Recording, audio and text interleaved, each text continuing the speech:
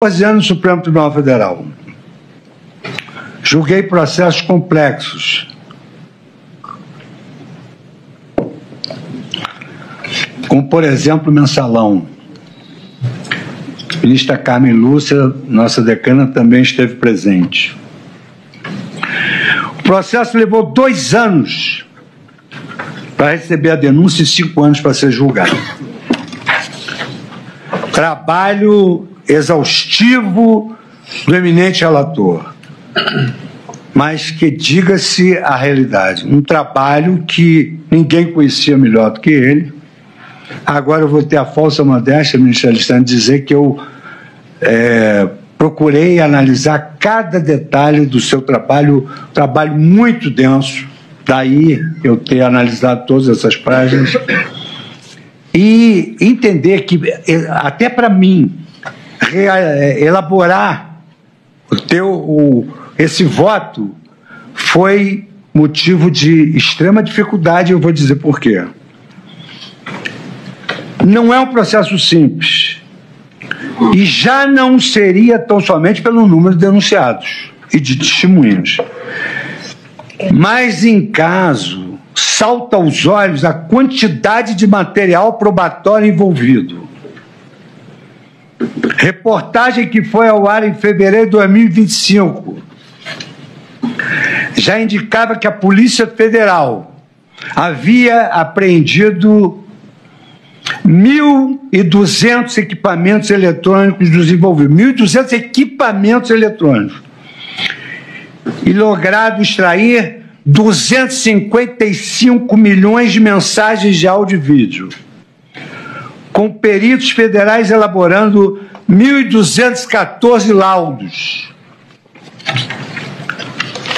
Foi exatamente nesse contexto que as defesas alegaram cerceamento de defesa, em razão dessa disponibilidade tardia, que apelidei de um tsunami de dados que no direito anglo-saxônico se denomina de document dumping, e sem indicação suficiente e antecedência minimamente razoável para a prática dos atos processuais.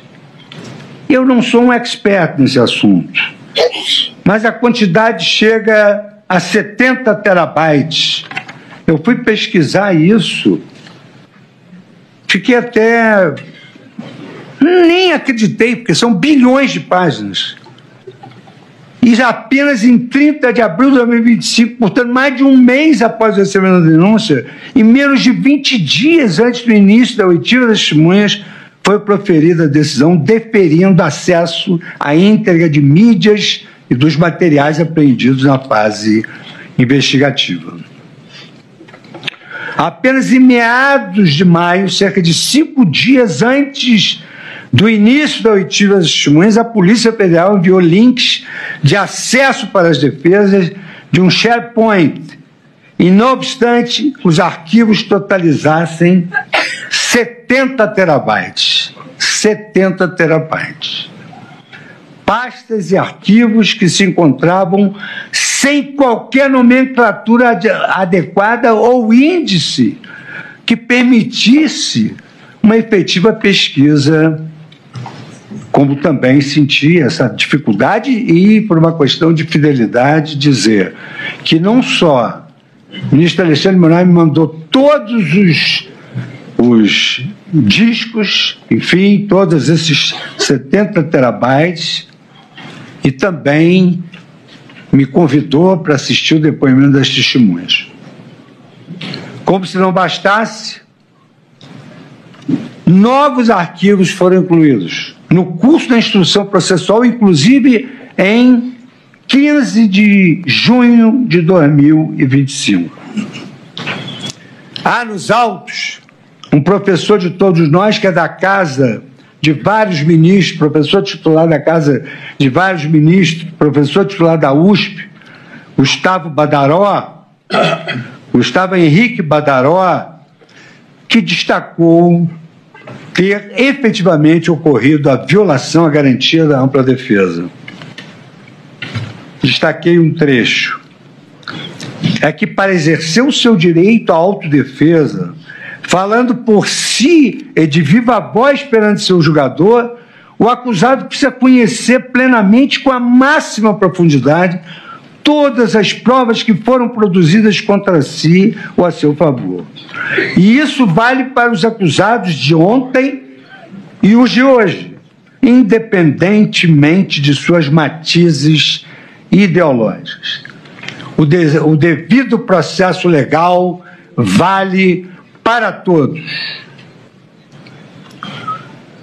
Nesse ponto, eu grifo o que vem sendo denominado pela doutrina de data dump ou documento dumping, que é a disponibilização tardia desses excetos de dados.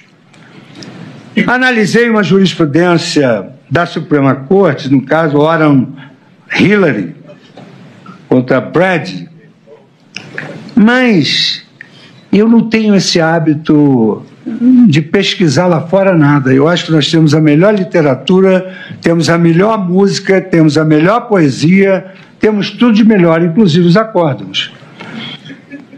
E não se trata de novidade no Brasil. Na Justiça Federal, por exemplo, foi objeto de sentença de absolvição sumária.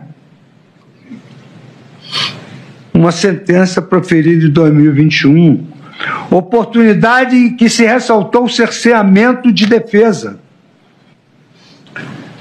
E no texto da decisão está a existência de cerceamento de defesa, uma vez que o membro do parquê fez acompanhar a inicial acusatória de algo aproximado a 4 terabytes. Aqui são 70 terabytes. A acusação de aproximadamente esse número de terabytes, os quais, malgrado tenha sido instado pelo juiz a fazê-lo, de juntar, jamais especificou, sequer dando condições aos réus até a data de hoje, de analisar o ID, e aqui cita o número.